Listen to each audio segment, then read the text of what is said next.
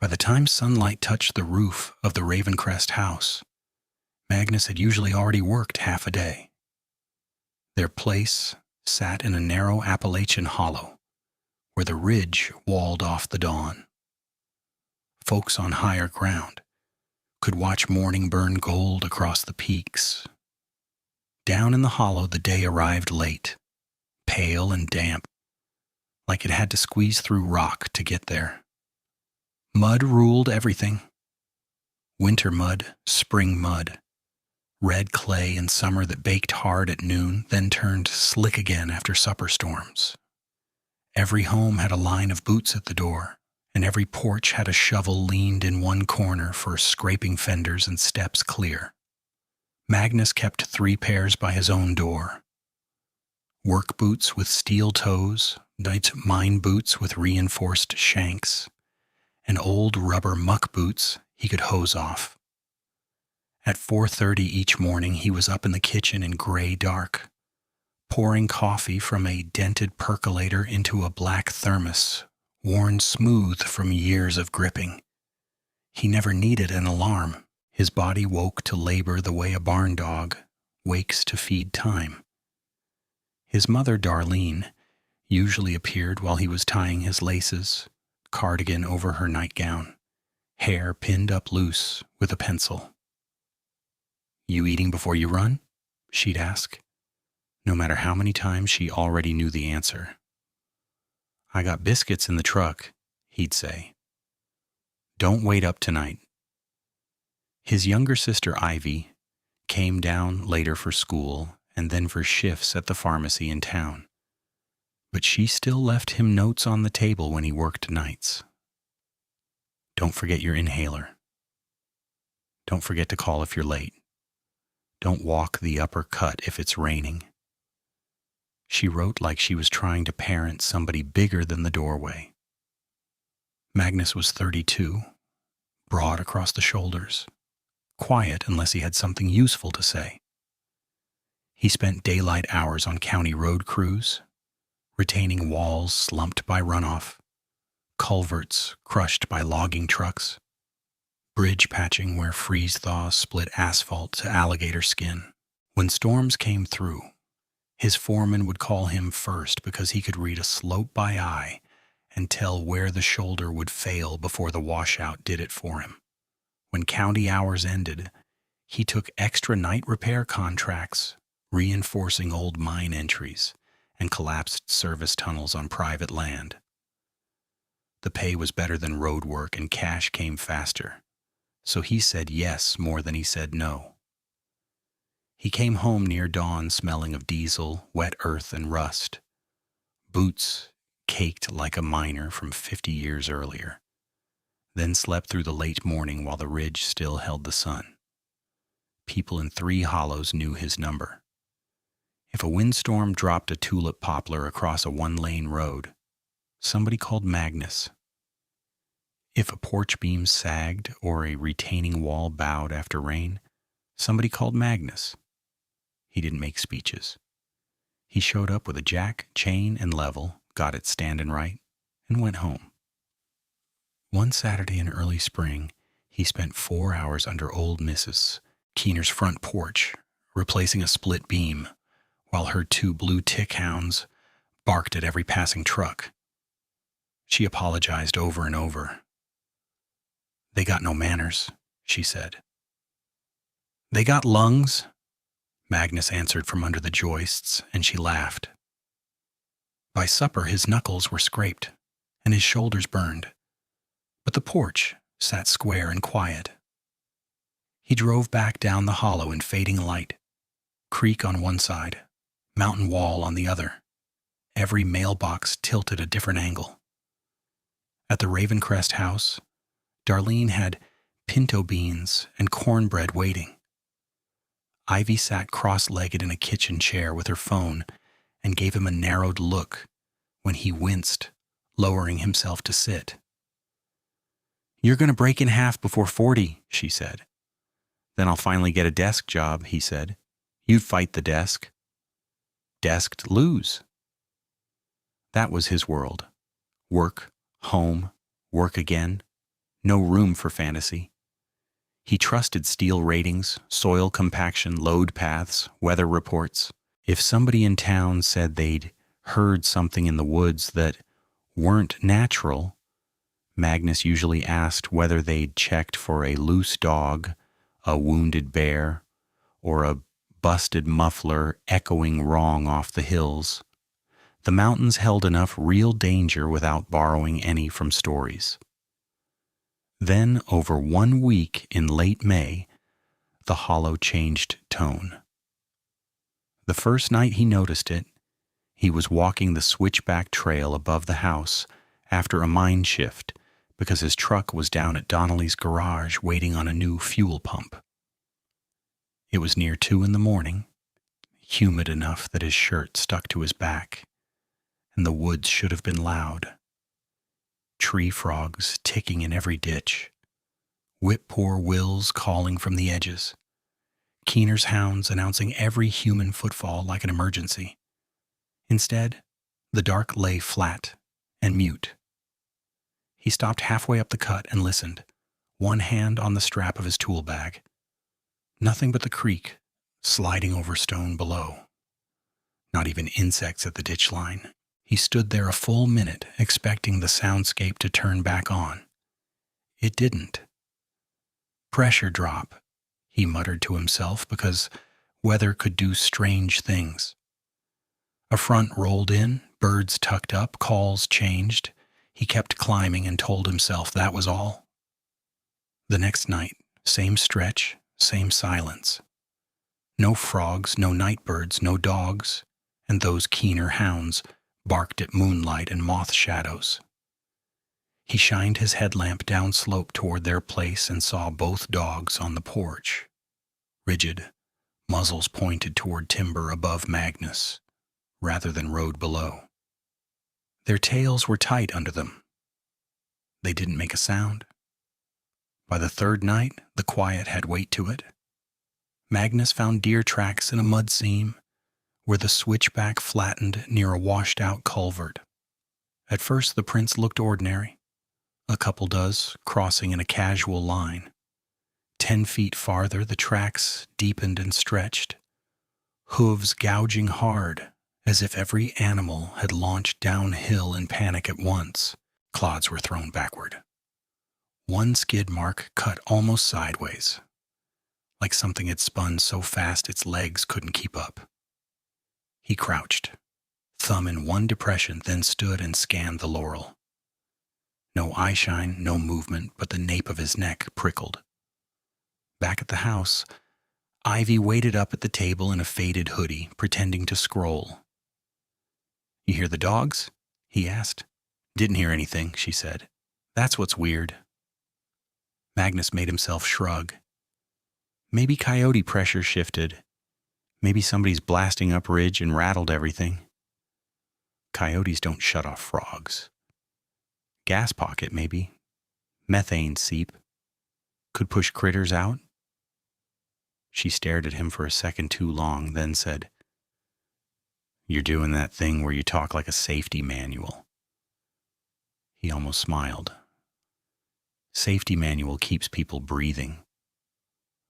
On the 4th morning, coming down from a night reinforcement job at the lower mine lot, he saw the poplar. Fresh claw scoring gouged the bark 6 feet up. Long parallel cuts, peeling white wood under the gray skin. A black bear could mark high, sure, especially if it stood. But these lines were too close together and too cleanly repeated. 2 sets side by side, like someone had drawn them with hooked knives, deliberate and testing. Not territorial swipes, measured. He set his palm under them. The lowest cut began just above his shoulder. The highest ended level with the top of his head. Magnus looked around for hair caught in bark, for scat, for any sign that fit an ordinary box. He found none. The dirt at the base was churned, then lost under last night's rain. Down at the mine lot, 2 mules used for equipment hauling stood hitched near the feed shed and refused to take the upper trail. Their handler clicked and tugged. Both animals planted all four legs and leaned backward until harness leather creaked, eyes rolling white, foam roping at their bits. "What got into them?" Magnus asked. Handler spat tobacco and shook his head. "Been like this since yesterday. They'll haul flat root just fine. Get near that switch and they lock up. Heard one scream last night like something bit it, but no marks this morning." Magnus inspected anyway. No cuts, no swelling, no burrs and hooves. The mules watched the timberline over his shoulder, nostrils flaring. He told himself there was still an explanation. There was always an explanation, maybe a catamount passing through. Maybe a rabid feral dog, maybe blasting vibrations and seep gas pushing wildlife into strange pockets. He had seen men get dizzy and jumpy in low oxygen zones. He had watched crews spook themselves raw over echoing noises in old shafts. But explanations started to thin. That evening the rain came in hard, warm sheets, hammering leaves and tin roofs. Magnus stayed late at the county yard, replacing hydraulic lines on a backhoe, and left after midnight when the storm eased to drizzle. He took the long way home by the service road to avoid the steep switchback mud. Halfway in, his flashlight caught another set of tracks, where runoff had laid silt across gravel. Not bear, not dog, not anything he knew cleanly. Each print had a narrow heel, a deep forepad, and elongated toe impressions tipped by punctures where claws had bitten through wet grit. The stride spacing was wrong, too long for a quadruped moving slowly, too short for full sprint, like something big had been pacing itself. Some prints angled as if made bipedal, then dropped to all fours again in the same line. Rain blurred the edges while he watched. He walked home faster than usual, hearing every drip and branch creak as if amplified. At the house, he checked all windows before he sat. Though he pretended to Ivy, he was just shutting out weather drafts. He slept in his work clothes in a chair near the front door without admitting to himself why. The next 2 days he spent patching a failing culvert wall on Route 63. Concrete truck, compactor, traffic flaggers, radio chatter, the normal loud world. In sunlight with men around him, the hollow silence felt like something he had imagined from fatigue. When his foreman, Ray Puckett, saw him remeasuring rebar spacing twice, he barked, "Ravencrest, either trust your tape or marry it." "Trusting it," Magnus said, and shoved the tie wire through with more force than needed. At break, he asked whether any blasting permits had been issued near their ridge this week. Ray squinted. "Not since April, why?" "Wildlife acting off. Was thinking vibration." Ray snorted. "Everything acts off in May. You're moon-tired, that's all." Magnus almost accepted that. Almost. Then came Thursday night. Cloud cover smothered the moon, and fog climbed out of the creek bottoms in low white bands that made the pines look cut off at the knees. Magnus parked at the lower lot to check a drainage gate he'd welded last month. Rain had a habit of shifting debris and jamming the hinge. He planned 10 minutes in and out. His light found the gate still intact, but 20 yards past it, at the edge where gravel met brush, something lay in the ditch.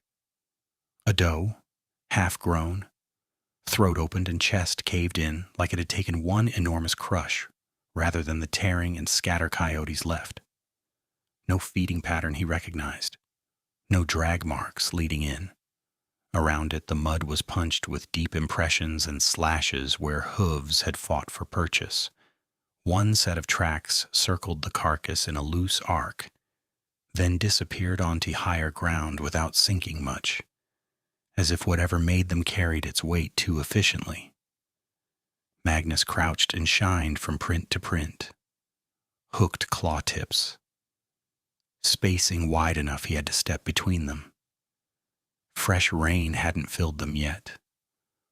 The woods behind him were absolutely silent. Not quiet. Silent. No insect trill, no wing flick, no rustle. The kind of stillness that made his own breathing sound like intruding machinery. He straightened slowly, every muscle pulling tight. There was a smell then, threading through wet soil and iron blood. Rank, musky, not exactly dog, not exactly rot, something hot and feral under the rain. He turned his light upslope. Laurel poplar trunks, black gaps between. Nothing visible. Then, from the timber above the ditch, a single low exhale rolled out. Too deep to be deer, too controlled to be a startled bear. It was close enough that he felt it in his sternum more than heard it. Brush shifted once, deliberate and stilled. Magnus backed toward the truck without taking his eyes off the dark. Boots sliding in mud. Flashlight beam trembling for the first time in years.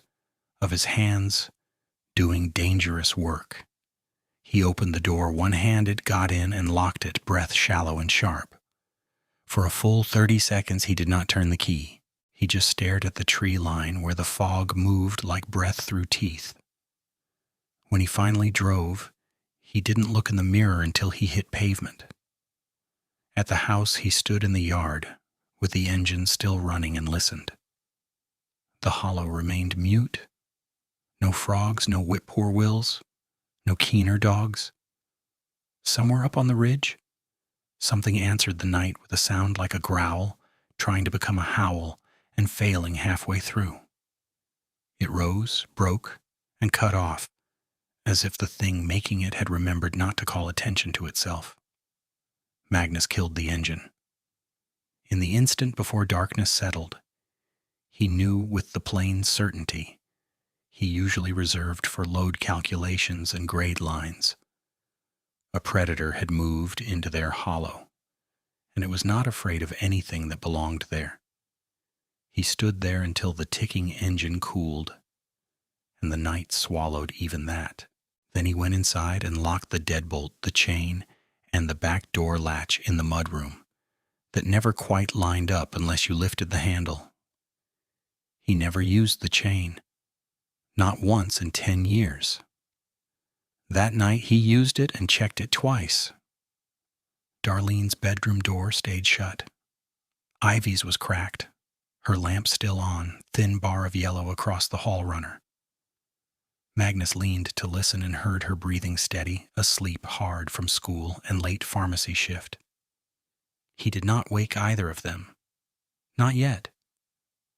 Not until he knew what, exactly, he would say that did not sound like panic wrapped in rumor. He washed his hands at the kitchen sink and watched pink water spiral from his knuckles where he'd scraped them at work.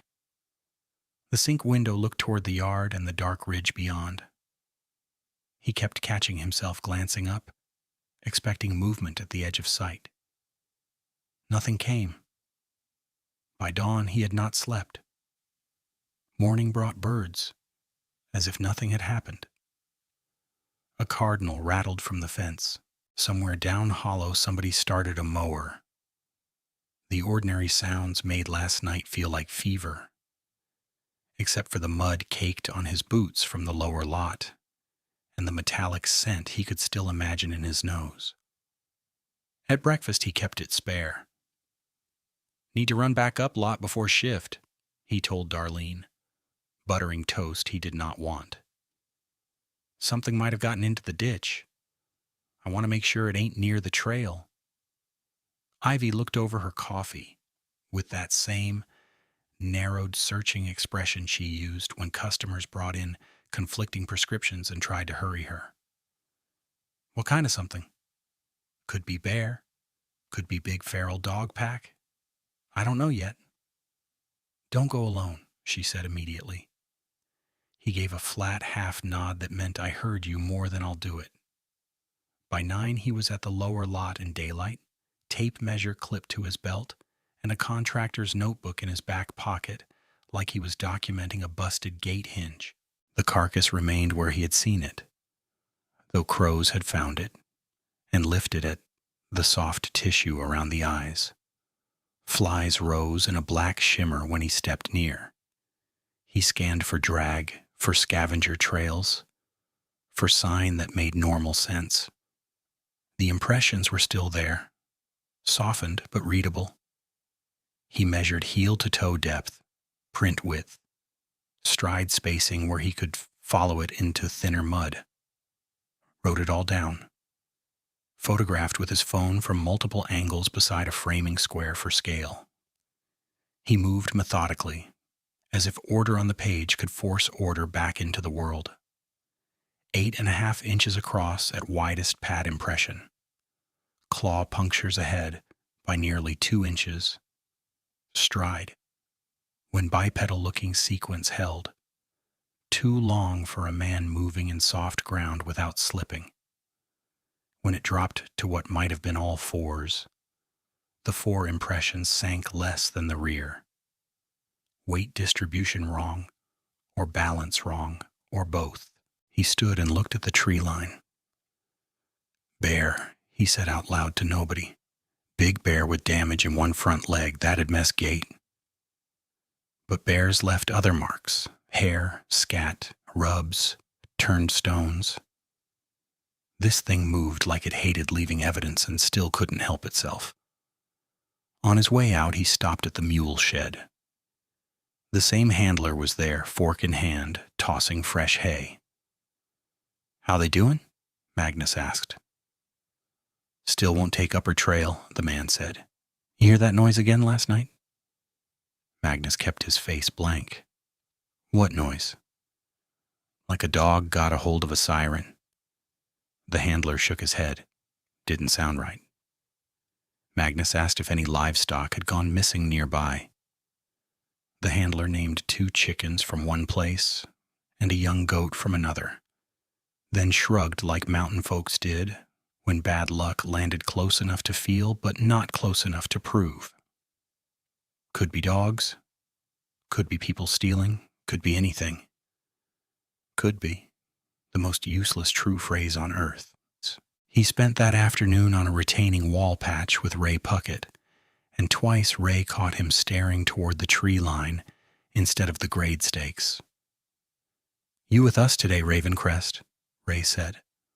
Or drafting blueprints for Mars? Magnus wiped sweat with his sleeve.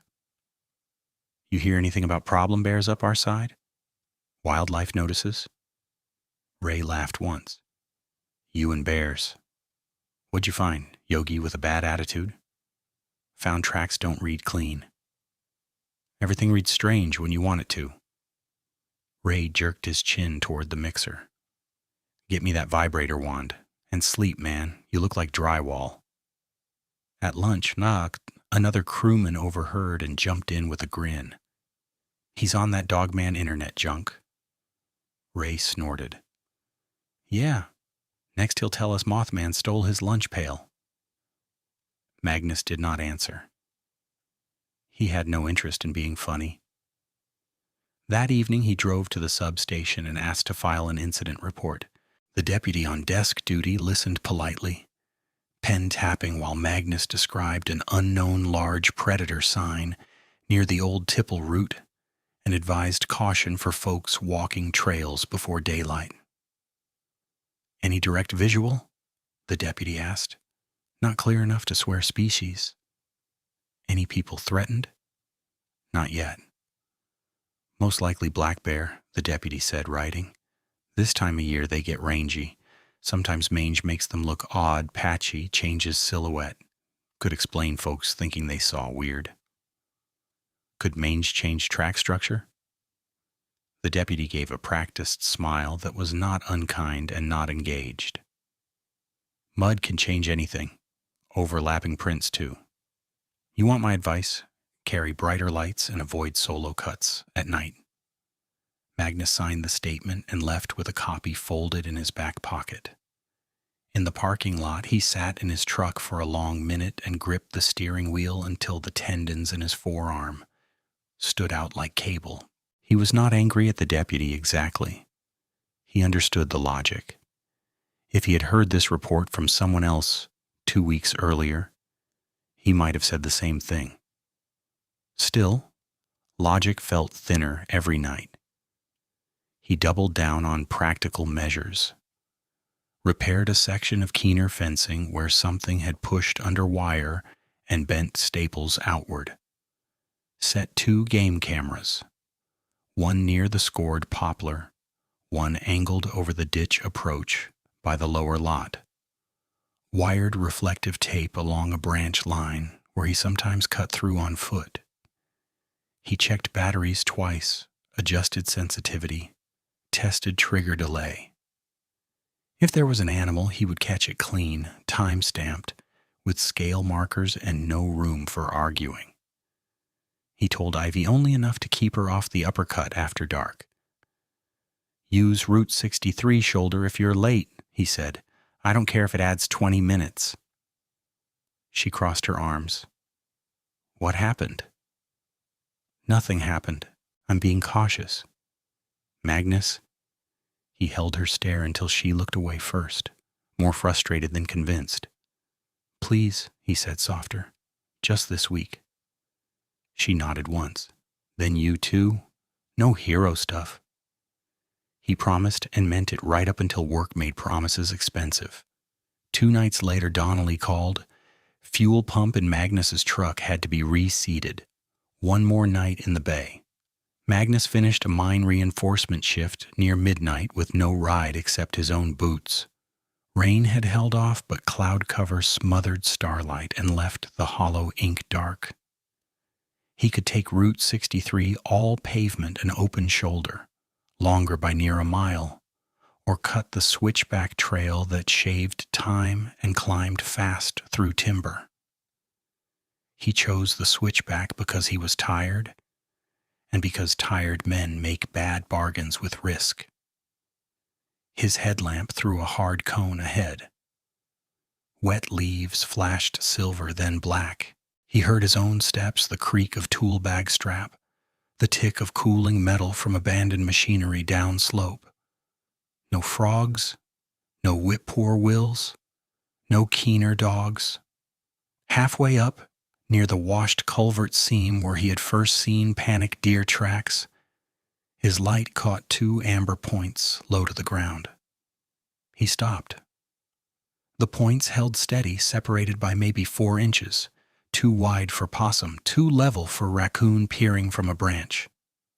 Coyote, he thought. Maybe one of the Kenir's hounds got loose. He clicked his tongue, a sound he used to clear strays from active sights. The eyes did not bob, did not blink away, did not shift side angle like prey species deciding flight. They watched him. Go on, Magnus said, voice rougher than intended. Get. For a heartbeat, nothing changed. Then, without sound, those 2 points rose. Not by stepping up onto a rock with scrape and shuffle. Not by climbing brush. They lifted in one smooth motion until they sat level with Magnus's chest from maybe 20 yards out. Eye line now roughly 5 feet high, maybe more depending on terrain slope. Forward facing, fixed, deliberate. Magnus's first thought was stupid and mechanical. My depth perception is off. Headlamp, bounce, fog scatter, shadow, play. He crouched slightly, changed angle, moved the beam left and back. The eyes tracked with him, same spacing, same height. Cold hit the back of his neck and ran down his spine. He reached for the flashlight on his belt to throw a broader beam, and in that tiny fumble the headlamp angle dipped. When he snapped it back up, the eyes were gone. No crash through brush, no branch whip, no paw fall in leaf litter, just absence, sudden and complete. He stood there listening so hard it made his jaw ache. Nothing. A breeze slid downslope carrying damp earth and that same feral musk, faint but unmistakable. Magnus stepped backward once, then again, keeping his light sweeping. He did not turn around until he reached the bend where the trail widened enough to run if needed. Then he moved fast, boots slipping, shoulder clipping laurel, breath punching in and out shallow. By the time he reached home, his hands shook hard enough he dropped his key twice. Inside, he braced both palms on the kitchen counter and told himself out loud, "Bear standing, that's all. Bear on hind legs, bad angle, bad light. A bear's eyeshine could sit high if it reared, yes. Could hold still, yes. Could move quiet in wet leaves sometimes. But bears tended to huff, swat, bluff, brake brush. They smelled different. And those eyes had gone from low to upright with a smoothness that felt practiced. He did not sleep. At dawn, he drove back with daylight and searched the exact spot for impressions. Found churned leaf mold, one deep puncture near a root that might have been claw or broken stick. Nothing conclusive. He hated inconclusive more than bad news.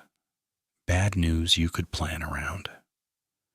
When he pulled camera cards that evening, one unit near the poplar had captured only static bursts and black frames between normal deer passes, timestamps jittering by minutes. The second camera by the ditch showed 2 raccoons, 1 fox, then 12 straight trigger events of empty darkness as if something passed just beyond infrared range and disrupted it without entering frame. He carried the cards to Ray at break, hoping for a second set of eyes even if he got mocked again. Ray flicked through on the tiny screen and shrugged. Cheap camera glitch. Moisture in housing. It's weather sealed. Then it glitched weather sealed. Ray handed it back. You're wound too tight, Mag. Take Sunday off.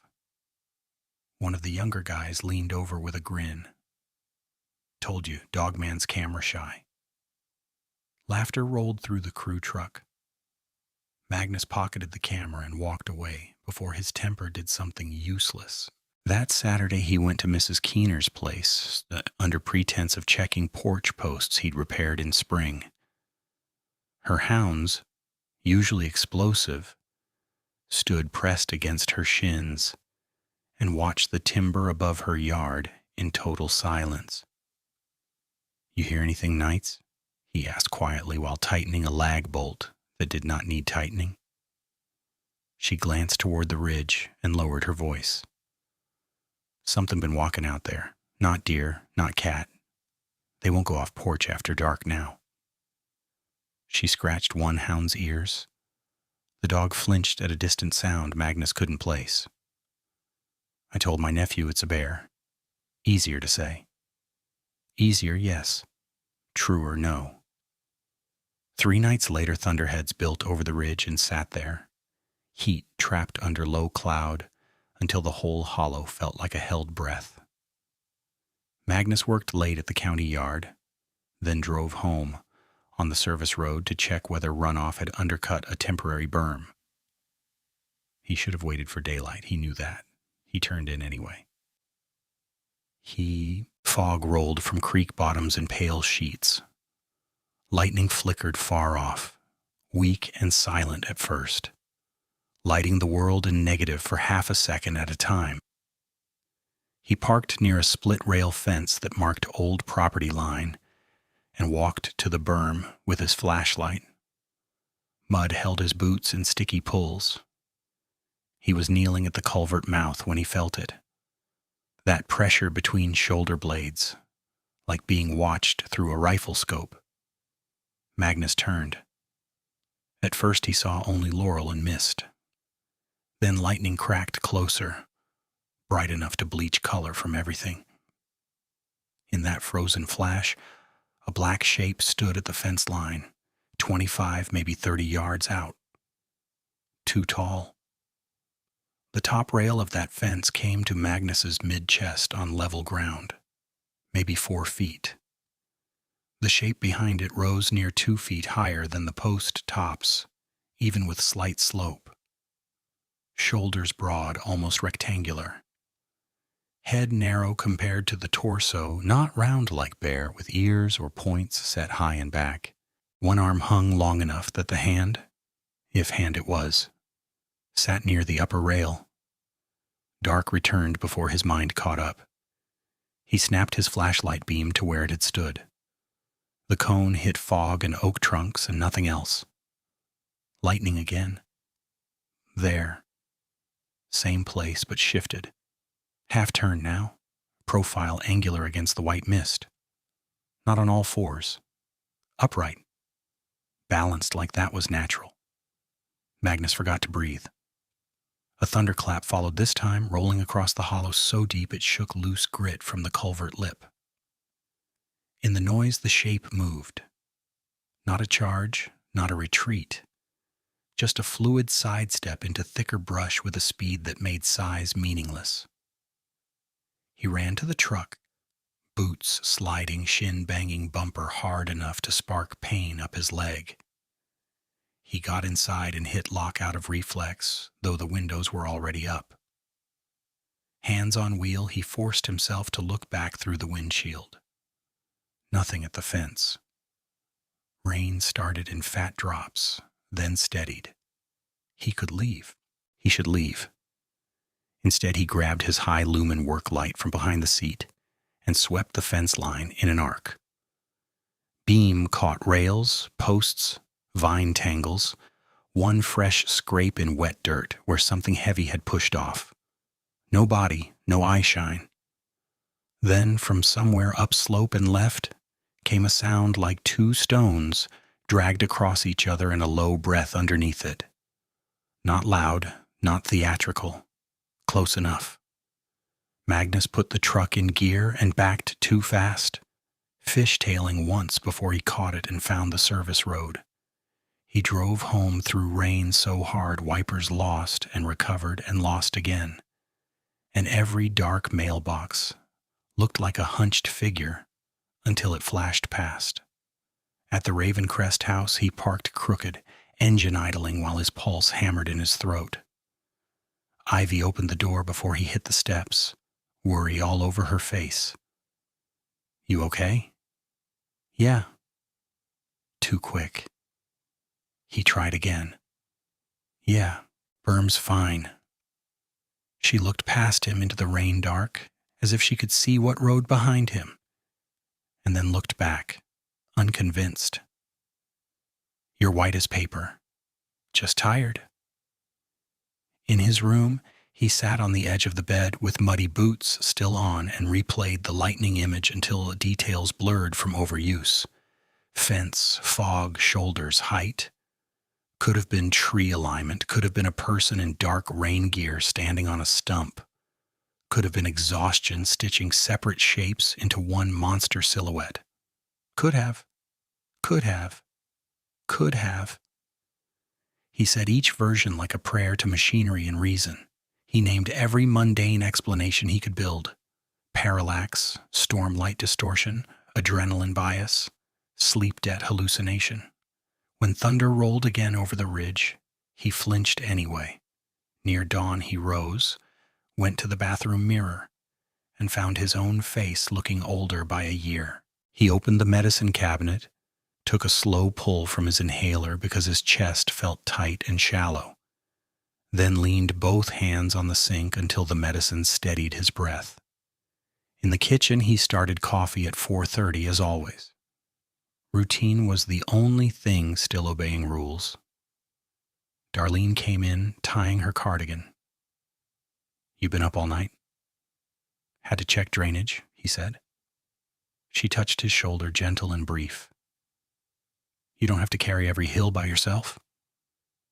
He almost told her then, about the eyes rising soundless in the trail dark, about the towering shape at the fence line, about the way the hollow had gone dead quiet, like it was listening. The words reached his throat and stopped. If he said them, they became family burden, not just his. so he nodded instead and poured her coffee. By afternoon, he drove back in full daylight to the fence where he'd seen it. He measured post heights to reassure himself. 48 inches at tallest. Ground slope moderate. No stump in the exact position that would account for apparent height. In the mud behind one post, he found an impression longer than his hand, edges slumped by rain, with 2 deep toe punctures at front and a heel-like taper at rear. Could have been overlap. Could have been washout. Could have been anything he needed it to be. He photographed it anyway. That evening, he drafted an email to a wildlife contact listed on the state university site, attached 3 photos, deleted the draft, and rewrote it twice before sending. Subject line: unusual predator sign, Appalachian Hollow, request ID guidance. He kept the language clinical, stripped of fear and folklore. No mention of eyes, no mention of upright silhouette. At shift end, Ray caught him checking headlamp batteries and flare dates in his truck box. Planning a moon landing? Ray asked. Just being prepared. Ray clapped his shoulder. Prepared's good. Paranoid ain't. Magnus gave the smallest nod because arguing would only turn into jokes. He closed the truck box and latched it hard enough to ring metal. That night, lying awake in the dark he no longer trusted, he kept seeing the shape at the fence and the 2 amber points rising to meet him at chest height. He tried to sand them down with reason until they fit known categories: bear, dog, man in rain gear, bad angles, no sleep. He repeated the list until dawn. None of it erased the certainty that had started in the yard when that broken growl howl came off the ridge. Something in the hollow was watching, learning his roots, and choosing when to be seen. He did not sleep the next night either. At dusk, he sat at the kitchen table with his boots unlaced, staring at a county map spread under a salt shaker and a chipped mug. The usual cut through the switchback would get him home quickest from the upper work area, but it also threaded him through the same dark seam where the amber eyes had risen and held steady.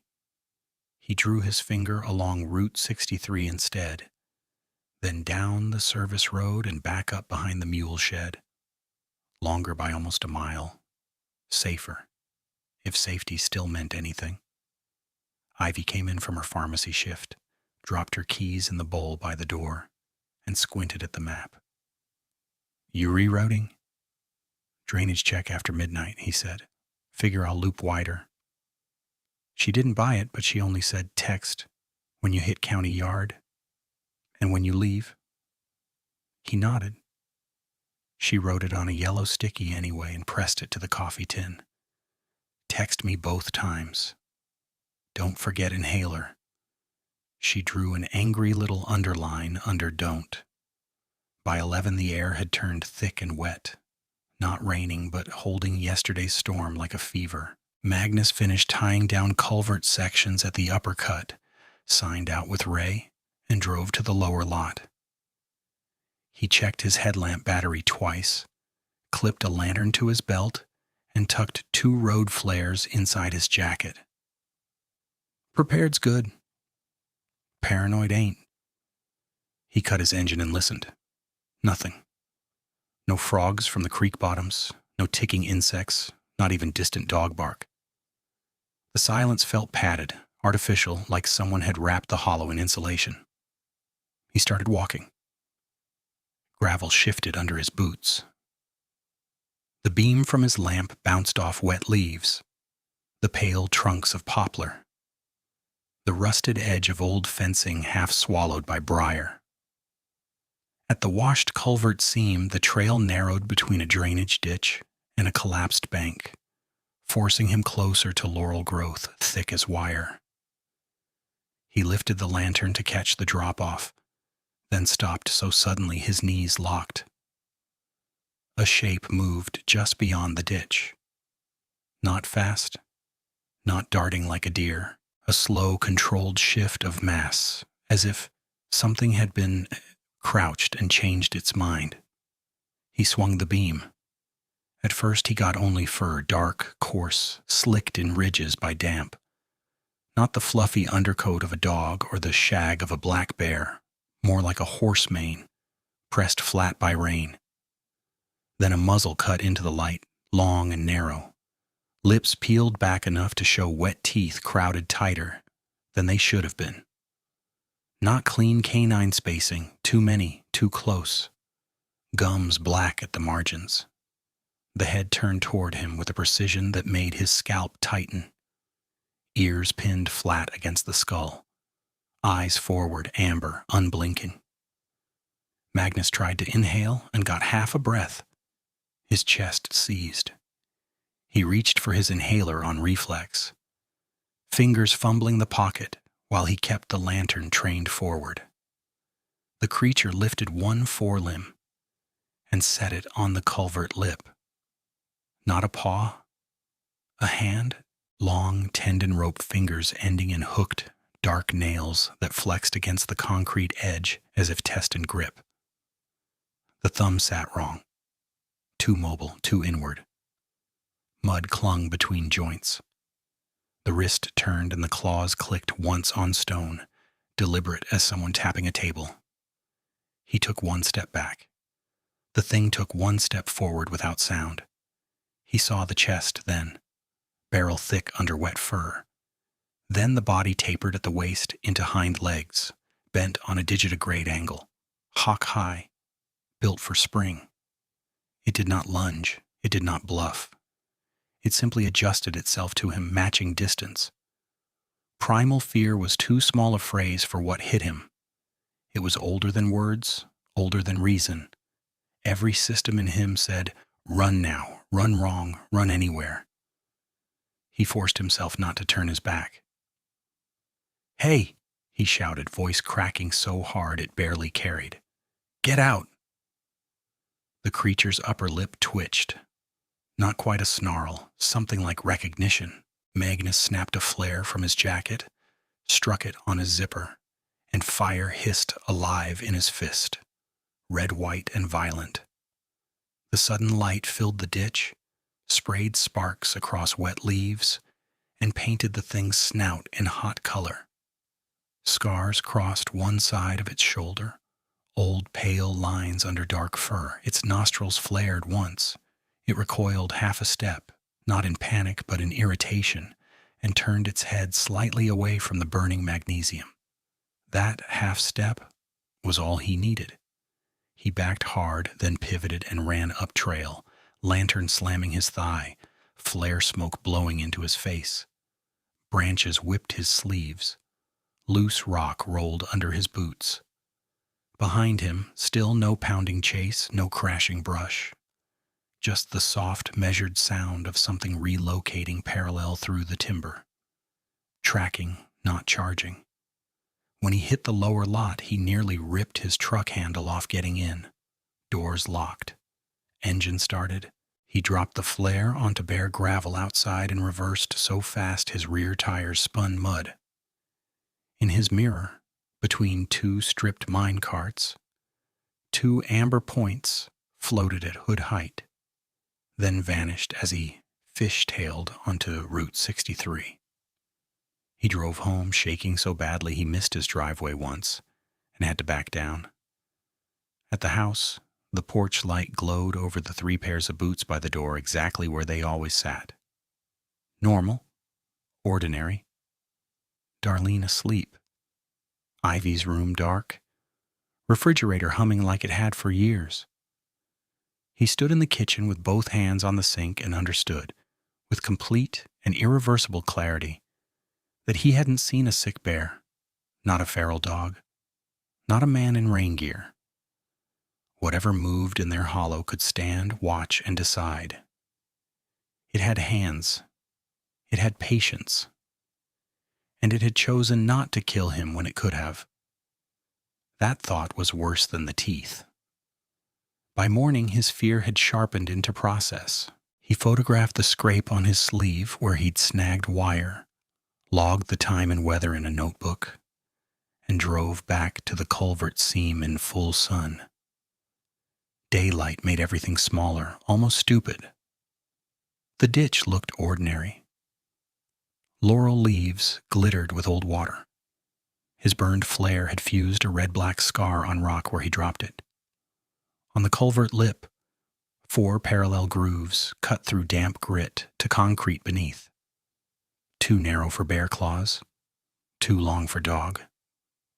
Near them sat a smear of mud with a clear drag from something like a thumb. He measured, photographed, bagged a flake of chipped concrete in a sandwich bag, then followed impressions downhill until they disappeared on gravel. Twice he found his own boot prints from the night before. Over one of them lay a second impression, deep and neat, toe punctures ahead of where his print ended, as if whatever made it had stepped exactly into his track, then beyond. Following me. He swallowed and kept walking. At the scored poplar 6 feet up, something new hung from a broken twig. His orange survey ribbon. He had tied that ribbon to a stake near the county yard 2 days earlier to mark a drainage line. He knew because he tied it with a double hitch his grandfather taught him, and the same knot faced him now, wet and tight, level with his eyes. Magnus stood still long enough for sweat to run down his back. He scanned tree line, slope, shadows. Nothing visible. Every muscle still drew up as if a cold wind had hit him. He drove straight to county yard and opened his truck box. 1 flare was missing. 1 spare glove gone. Battery pack shifted to the opposite side, though he arranged that box the same way every day. Left to right. Lights, then tools, then safety. Could have slipped. Could have fallen out. Could have been hands. At lunch, he cornered Ray near the compressor trailer and kept his voice low. Need 2 men on night routes till further notice. Ray chewed, frowned. Budget says no. You know that. I'm serious. Something's out there. Not bear. Ray sighed hard. Magnus, listen to me. You haven't slept. You're jumpy. Take 2 days if you need. But I'm not staffing ghosts. Then pull me off nights. Can't. You're only one certified on old mine entry braces this month. Ray's face softened for half a second. Go see your doctor. Get rest. We'll talk Monday. By the time Magnus reached the sheriff's substation, frustration had burned through into anger. The same desk-duty deputy glanced up, recognized him, and gave the same professional half-smile. You again? Magnus laid printed photos on the counter. Culvert grooves, track overlay, ribbon on poplar. This is escalation. I need patrol through the hollow after dark. At least 1 sweep. The deputy looked them over, tapped one with a pen. Could be prankers. Prankers with 8-inch stride punctures and no shoe tread. Could be altered, mud slump, overlapping sign. He slid the photos back. You want me to log it as suspicious activity, I can do that. We don't have units for wildlife speculation.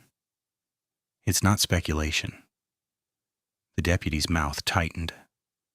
Then call wildlife resources. I did. Then you're covered. Magnus left before he said something that would get him nowhere faster. When he got home, Ivy met him on the porch with her arms crossed. Did you move my note? What note? The one on the coffee tin. It wasn't this morning. She held up the yellow sticky, now wrinkled and damp at the corners. I found it folded on the back rail outside my window. That isn't funny. He felt blood drain from his face. You sure it was this one? She turned it over. On the blank side, a brown smear crossed the paper in 3 thin arcs, dried and flaked. Not ink, not rust. mud mixed with something darker. He took it from her carefully, like it might break and release whatever touched it. I didn't move it. Ivy searched his face and saw enough to lose color herself. Magnus, what are you not saying? Darlene opened the door behind them, looked from one to the other, and asked too quickly, "What happened?" "Nothing," Magnus lied. "Wind must have caught it." "No wind today," Ivy whispered. That night he set motion lights himself, checking each sensor angle 3 times. He wired a bell strip to the back gate with fishing line and a socket washer. He salted flour across the narrow strip below the kitchen window. Primitive, cheap, but data. At 2:17 a.m., the bell gave one soft metallic tick. Not a ring, a touch. Magnus was out of bed before the second sound that never came. He took the lantern, killed the porch light to preserve outside contrast, and opened the back door 2 inches. No movement. Moonlight silvered the fence and the slope behind it. The flower line below the window held one clear impression at the far edge. 3 elongated toe marks and a trailing shallow crescent, like a heel set and lifted. No shoe tread, no paw pad. On the fence post at shoulder height sat his missing spare glove. Fingers splayed outward, every fingertip slit clean through. Placed, not dropped. His stomach turned hard enough he bent at the waist and breathed through his teeth until the nausea passed. It wasn't random anymore, not crossing through, not foraging, not curious. It knew where he slept. It could touch the house and leave without noise. It could take and return objects to prove proximity whenever it chose. He carried the cut glove inside, locked every lock, and sat at the table till dawn, with the lantern lit and a road flare across his knees, listening to the dead quiet of a hollow that no longer belonged to people after dark. The cautious email response from the university came late the next afternoon while he was replacing steel mesh at a drainage ditch off Route 63. His phone buzzed once in his shirt pocket. He wiped grit from the screen and read, standing in mud up to his ankles. "Mr. Ravencrest, thank you for documentation. Evidence is anomalous but inconclusive for definitive species identification. Track deformation, substrate collapse, and overlapping sign may inflate dimensions. Recommend contacting regional wildlife enforcement for field assessment if active threat persists. No field visit, no call, no one coming." He stared at the words until the screen dimmed, then locked it and went back to work with his jaw set so hard his temples hurt. By evening, a storm front stacked over the ridge, slate clouds layered like torn insulation. Ray pulled crews early from one site and reassigned night repair on the old tipple route where runoff had undercut a retaining segment. "Need temporary bracing before midnight or we lose that service road," he told Magnus. "Take Keller with you." Keller, the younger crewman who joked about Dogman, never showed. At 10:40, Ray called, engine noise roaring behind him. Keller's truck blew a hose, no replacement free. "Can you handle a quick set solo? 2 brace pins, check generator done in 40. Magnus looked at the sky, then at the dark line of timber beyond the yard. "Not solo." "Magnus, I don't have bodies tonight." "Then shut the road." Pause. "County won't authorize unless it's failed already." "So we wait for failure?" Another pause, then, "You're the best we got. Get in, get out, I'll owe you." He almost refused. Thought of Darlene's mortgage, Ivy's tuition shifts, pay already tight. He heard himself say, 40 minutes, then I'm gone." "Copy." By the time he reached the old tipple approach, rain began in thin, cold needles. The place was a skeleton of industry: broken conveyor frame, rusted hoppers, sagging corrugated roof panels that boomed when wind hit. Floodlights stood on poles, but only one worked consistently, flickering with each generator cough. Beyond the yard, slag piles rose black and sharp against lightning. Magnus parked nose out for a fast exit, headlights aimed toward the gate. He kept engine keys clipped to his belt, not in the cab. He loaded brace pins onto a handcart, checked the diesel generator fuel line, and started it. The machine caught, sputtered, then settled into a heavy mechanical thrum that vibrated through his boots. Noise helped. Light helped. Hard edges helped. He moved fast, bolting temporary steel to the failing wall section while rain slicked his sleeves. Every few minutes he lifted his headlamp and scanned perimeter. Fence line, conveyor shadows, tree break above the creek bed. Nothing. At 11:12, the generator coughed once and dropped RPM. The floodlight dimmed to a jaundiced pulse. Magnus swore, grabbed his wrench, and hustled back toward the unit. Halfway there, he noticed his handcart. He had left it by the retaining wall, wheels chalked by a rock. It now sat 20 feet away beside a rusted hopper, perfectly aligned parallel to the fence, as if parked by someone patient and meticulous. One brace pin lay across the handle in a straight line. Rain drummed louder on tin. The thrum of the generator seemed suddenly thin, vulnerable. Magnus turned slowly in a full circle. "Who's there?" Only Storm answered.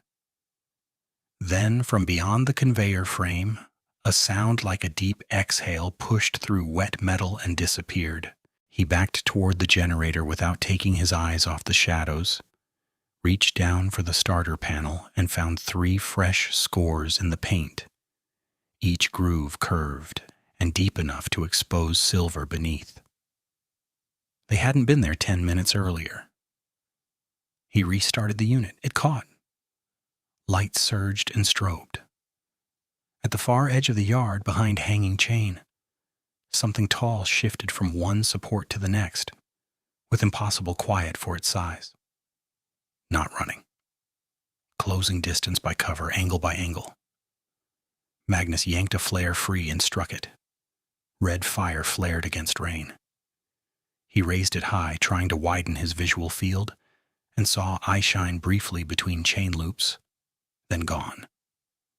A second later it appeared to his left, nearer, where no animal that size should have moved so quickly over scrap without a single crash or clatter. He keyed his radio. "Ray, come back." Static. He tried phone. 1 bar, then none.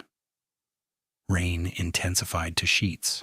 The access road behind his truck shimmered under water and sudden debris. Wind snapped through the yard hard enough to swing loose chain like pendulums. Somewhere upslope, wood cracked. Deep. Tearing report of a tree giving way. Headlights from his truck flickered as branches thrashed overhead. Then one beam died, smashed by something heavy dropping across the hood. Through rain, he could make out the angled trunk of a fresh fallen poplar pinning the front end to mud. His one clean drive out was gone. He moved toward the gate on foot, flare hissing in his fist. 10 steps in, he stopped. In the wet gravel at the gate mouth, 2 sets of impressions stood side by side where no prints had been when he entered. One his own boot from earlier, and beside it a deeper, longer track, with toe punctures sunk like nails. Set facing inward, waiting position. A low, broken growl howl rolled from behind the conveyor frame and bounced off the tipple walls, close enough to vibrate his ribs. Magnus turned and saw, through curtains of rain and strobing work light, The dark outline detach from shadow and begin to angle toward him on silent, spring-loaded legs. Truck blocked, road failing, radio dead, family miles away and asleep.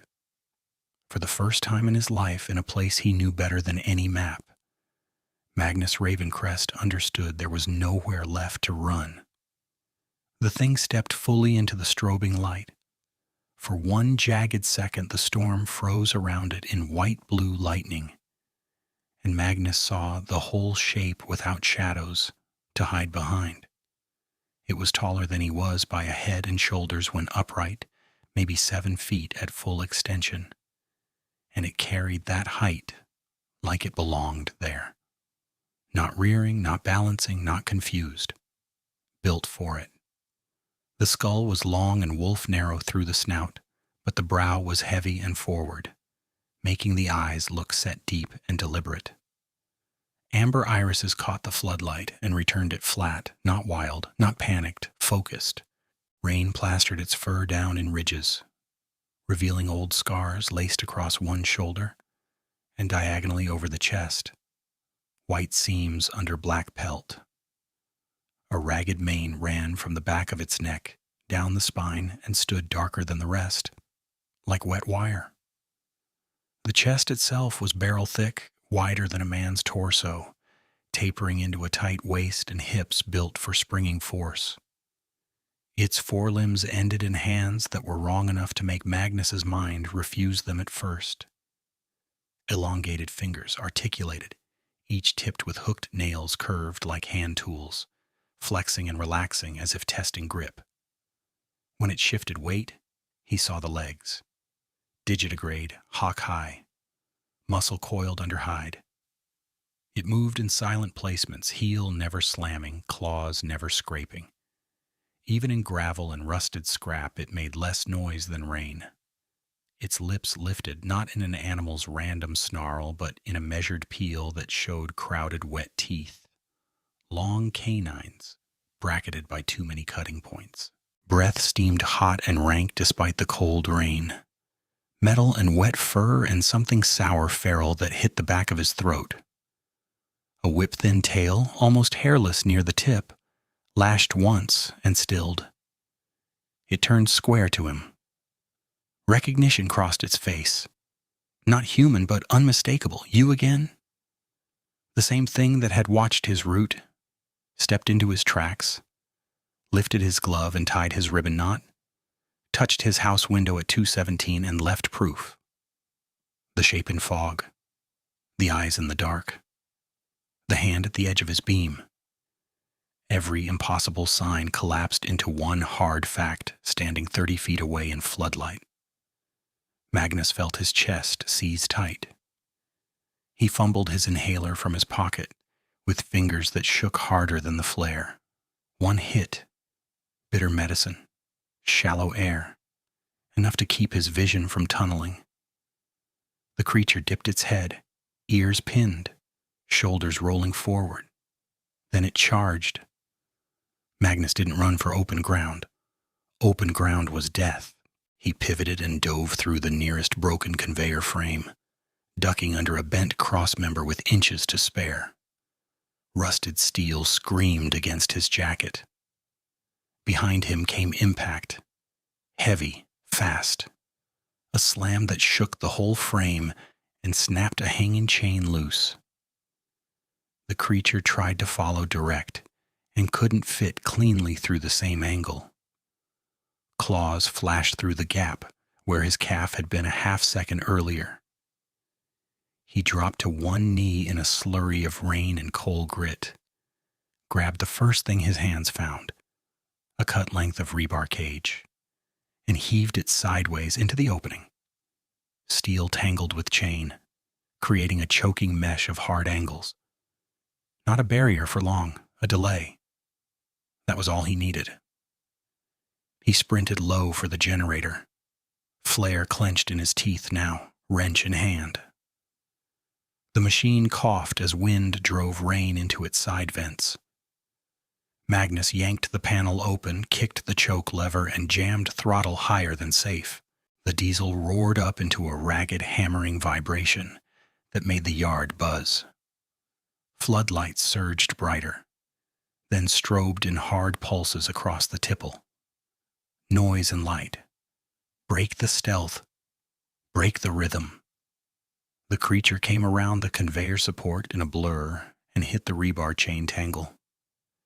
It didn't stop long, but the hesitation was real. One forelimb retracted, claws avoiding contact with whipping links and vibrating steel. Magnus struck his second flare and hurled the first. It arced red through rain and landed in a black puddle by a hydraulic service drum. He had noticed the leak when he arrived. Thin rainbow sheen on water, didn't have time to report it. Now fire licked, then jumped. Orange-white sheet racing across the oily surface in a sudden wall between him and the charging dark. Heat punched outward so hard he felt his eyebrows singe. The creature recoiled with a sound like a saw blade dragged through wet wood, then circled left, looking for a gap in flame. Not mindless, calculating. Magnus ran right, boots skidding, ribcage already aching from where he'd smashed into steel. He went up a slag pile on all fours, coal chunks sliding under his palms. Halfway up, he looked back. The creature cleared the fire in one long bound, landed upright, and kept coming. He crested the pile and half fell down the far side, shredding his hands on sharp clinker. At the bottom lay the old drainage line he'd inspected last year. A corrugated culvert mouth, half hidden by brush and debris, maybe 20 inches at the narrowest pinch. Barely shoulder width. Too tight for comfort, maybe too tight for him with gear. Behind him, claws struck slag. Closing. He threw his tool belt aside, flattened, and shoved himself into the culvert head first. Rust tore his palms. Water surged cold around his chest. The pipe bent slightly downhill, then dog-legged left under a concrete apron before opening near the service ditch. He kicked, crawled, dragged. Something slammed the culvert mouth. Metal boomed like a drum over his skull. Claws raked inside, screeching corrugation. Sparks, bright in the dark tube. One hooked nail caught his right boot heel and ripped leather away. He kicked free and kept crawling, breathing muddy water and rust flakes. Behind him, the scraping advanced inches, then stopped at a narrowing where the pipe pinched to old deformation. Too tight for its shoulder spread. The creature roared into the pipe. Sound compressed to a physical shock wave that made his ears ring and his chest flutter. Magnus kept moving. He hit the dogleg and wedged hard at the ribs for one awful second, panic exploding white in his head. He exhaled everything, collapsed his chest, shoved again. Something popped in his side, sharp, hot. Then he slid past, skinning both forearms raw. Behind, claws hammered the pipe mouth. Not random, rhythmic strikes, trying to deform metal inward. "Move," he gasped at himself. "Move!" He reached the outlet grate and found it half blocked by old branch debris. He punched at it with bleeding hands, broke 2 slats, and squeezed through into the ditch beyond. Rain hit his face like gravel. He rolled onto his back and sucked air that wouldn't fill deep enough. Cracked rib, maybe 2. Didn't matter yet. The old tipple yard behind him flashed with alternating dark and strobe. In one pulse, he saw the creature backlit on the slag ridge, head high, scanning. In the next pulse, gone. He staggered up and limped for the service road, using ditch banks and culvert shadows, never staying silhouetted. Every few yards he stopped, listened, moved again. Once he heard it, parallel him in the timber above, silent footfalls broken only by occasional branch tick, matching pace but holding elevation. It was herding. Magnus cut down slope to a narrow cut, where gabion baskets and old rebar cages formed a junk maze. He knew the angles from prior repairs. He ducked through a triangular opening no wider than his shoulders. Behind him came a heavy impact and a snarl as the creature tried to follow direct and got checked by steel lattice. It backed off, circled, searched for another line. Magnus didn't wait. He slid down muddy fill, tore his calf on exposed wire, and hit the runoff channel at the base of the hill. Water to his knees now. He followed the channel because it offered hard edges and scent wash, then cut under a sagging fence panel and into scrub toward the county access road. The storm began to break by increments. Thunder moved farther off. Rain thinned from sheets to hard drizzle. Darkness shifted from pitch to charcoal. He heard pursuit twice more, once a rustle to his left and the low chuff of breath, once claws on stone behind him that stopped when he turned his light. Each time he lit and tossed a flare fragment he'd saved in his pocket. More spark than flame by then, enough to force a pause. At the final rise before pavement, his right leg buckled. He caught a sapling and dragged himself upright. The hollow below was still mostly dark, but the eastern ridge held a thin seam of diluted gray. Dawn. He reached Route 63 as the first school bus mechanic from Donnelly's garage turned out of the yard in a wrecker. Magnus stepped into the lane and waved both arms before he remembered one palm was open and bleeding. The mechanic, Eli Donnelly's cousin, name he couldn't place through shock, stood on brakes so hard the truck would have fishtailed in wet gravel. "Lord, Magnus, what happened to you?"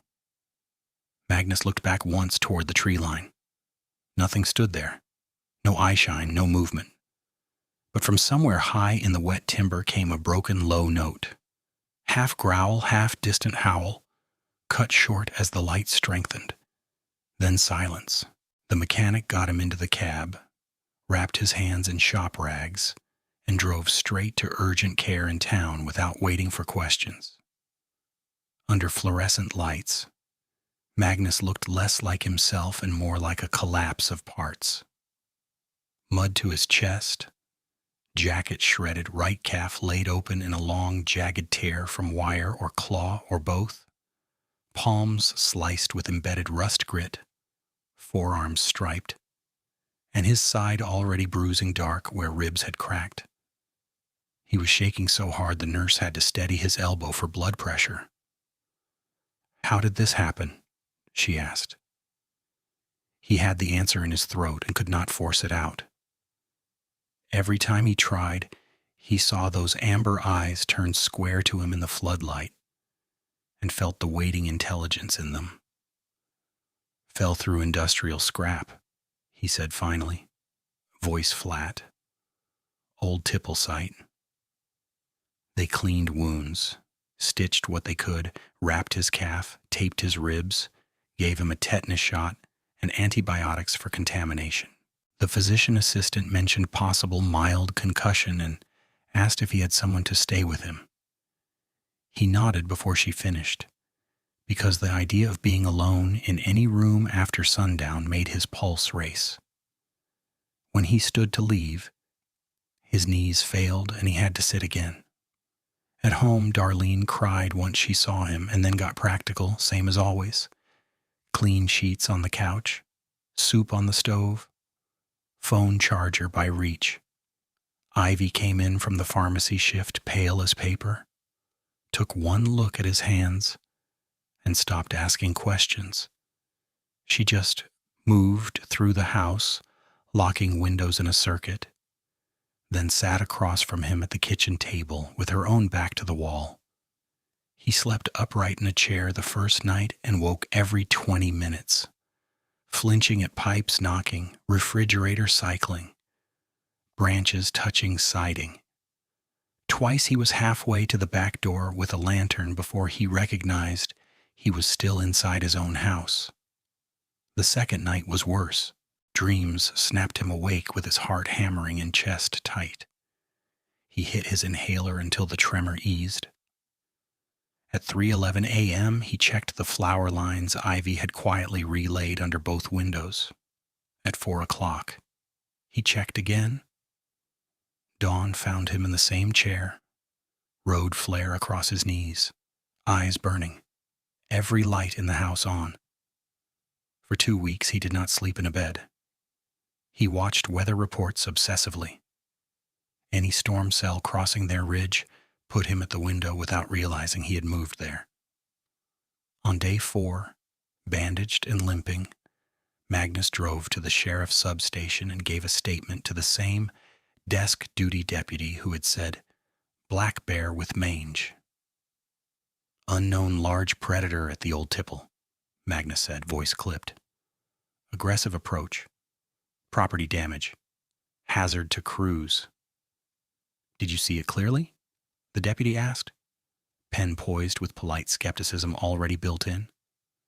Magnus paused just long enough for the deputy to look up. "Large, fast, upright at points," Magnus said.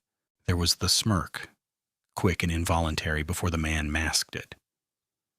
"Upright like standing?" "Like I said. Unknown predator." The deputy tapped his form. "Could be stress response under storm conditions. Light distortion. Folks get turned around at those sites." Magnus looked at him for a full beat, then slid 3 printed photos across the desk. Claw scores sunk into painted steel. The inward-facing track by the gate beside his boot print, and deep mesh deformation at the culvert mouth. Timestamps visible. The deputy glanced, nodded without absorbing, and said he'd forward to wildlife enforcement. No one called. That evening, Magnus trimmed his own report to almost nothing for Ray. Generator fault, storm hazard, equipment loss, tree impact, injury from evacuation route. Ray stared at the bandages and said, "You should have walked when I said solo." "I tried," Magnus answered. Ray offered 2 days off. Magnus took 5 and spent them installing better locks, resetting motion lights, and replacing the back fence latch with through bolts. Busy hands kept panic from owning whole hours. Privately, he mailed a second packet to the university wildlife contact. Printed measurements, photos, map points, and a short note describing stride spacing and claw geometry. He left out the word upright, left out the eyes, left out the glove on the fence post, and the knot no one else in town used. He could not bear to have those pieces dismissed in an email paragraph. The reply came 3 days later, anomalous but inconclusive. Recommendation: contact regional wildlife enforcement if threat persists. He laughed once when he read it, humorless and tired. He stopped telling people. Not because he doubted what he saw, because he understood exactly what would happen if the full story spread in town. Mocking first, then curiosity, then truckloads of thrill seekers with cameras and rifles walking the same hollows where children waited for buses in winter dark. The creature had already proven it watched routes and homes. The last thing he wanted was to stir it with noise and ego and untrained fear. Silence, he decided, was not surrender. It was damage control. Knowing that did not make it less lonely. Within 3 months, Magnus changed almost everything measurable in his life. He quit night mine entry repair completely, though the pay cut hurt enough to force hard math at the kitchen table. No more quick solo after midnight. No more old tipple calls. He told Ray he would stay on county work daylight only or leave. Ray argued for a week, then gave in when Magnus put resignation papers in his hand. Magnus transferred to municipal construction projects, 2 counties over, retaining walls, drainage upgrades, bridge patching where there were street lights and traffic, and other crews, always within shouting distance. Commute longer by almost a mile each direction. More than that some days. He took it anyway. He sold the small lot he'd been clearing near the tree line for his own future place and used the money to move Darlene and Ivy into a rental closer to town, where porch lights from neighboring houses stayed on past midnight and patrol cars rolled by often enough to be seen. He paid for motion sensors at every corner, reinforced door frames, a fenced yard, and camera coverage with battery backup after storms. He checked each sensor angle 3 times the first week, then again every Sunday after. He changed routines with military precision. No solo walks through timber after dusk. No parked truck facing in. Keys always clipped to belt. 2 lights minimum, headlamp and handheld. 2 flares in every vehicle counted nightly. Inhaler in left chest pocket, not glove box. If a route required crossing unlit tree breaks at night, he declined the job. People called it overkill. He called it getting home. He stopped hiking for pleasure entirely. That loss surprised him the most. Before all this, climbing ridge trails on a quiet Sunday had been the one thing that felt like rest. After any tree line at dusk made his shoulders climb toward his ears and his breathing thin out. Even in daylight, he scanned fence posts and mud seams, the way some men scan exits in crowded rooms. Relationships shifted in predictable, painful ways. Some friends drifted after deciding he'd had a stress break and couldn't admit it. Keller, once recovered from his blown hose, joked loud at the yard that Magnus got whipped by a ghost coyote. Magnus didn't punch him. Didn't answer either. Indifference was cleaner than a fight he couldn't explain. A few older miners approached him quietly, usually when no one else stood close. One said he'd heard bipedal howling above the lower lot for 15 years and kept his mouth shut because nobody pays your bills after they call you crazy. Another described livestock gone missing with no drag trail and no scavenger scatter. None offered solutions. Just recognition that he was not the first to see sign and choose silence. Ivy became fiercely protective. She synced schedules, texted check-ins, and refused to let him run late errands alone after dark. Sometimes it felt like surveillance and made him irritable. More often it felt like an anchor. On bad nights when sleep buckled and he was halfway to bolting the door chain for the 3rd time, she would sit on the opposite couch and talk about pharmacy customers and school deadlines until his breathing settled. Darlene never pressed for full details. She only said once, while folding his work shirts, "Whatever you saw, it followed you home in your face a while." Then she smoothed a collar and added, "I'm glad you chose us over pride." A long-term girlfriend from before the incident, Lena, who lived over in the next valley and had tolerated his work hours for 2 years, tried for months to bridge the new distance. She asked what happened that night. He gave trimmed answers. She asked again. He shut down. She finally said, "You're here, but you're not with me," and left. He did not blame her. Secrecy preserves safety and still costs intimacy. Both things can be true. By late fall, the visible wounds healed. The hidden ones changed shape but didn't vanish. Storm nights remained the hardest. Now, years later, Magnus works from a small municipal office on the edge of town, with a map wall, permit files, and a coffee maker that burns every second pot. He supervises crews instead of taking every shovel and torch himself. Hard hat still hangs by the door. Boots still line the mudroom. 3 pairs, out of habit and memory. The younger workers call him meticulous when he trains them. Emergency routing, buddy protocols, radio check intervals, light discipline, no solo entries, where to move when heavy equipment fails in weather. He drills it until they roll their eyes. "Overkill, boss," one kid said last month. Magnus handed him 2 road flares and replied, "Overkill is what you call it before you need it." He keeps routines tight because routines keep his nervous system from wandering into old dark. Up at 4:30, most mornings anyway. Coffee, weather scan, gear check, work, home before full dark when possible. Doors secured, sensors armed. He still carries an inhaler and does not forget it. Once a month, he drives to counseling in the neighboring county and sits in a room where no one laughs when he says hypervigilance or auditory trigger response.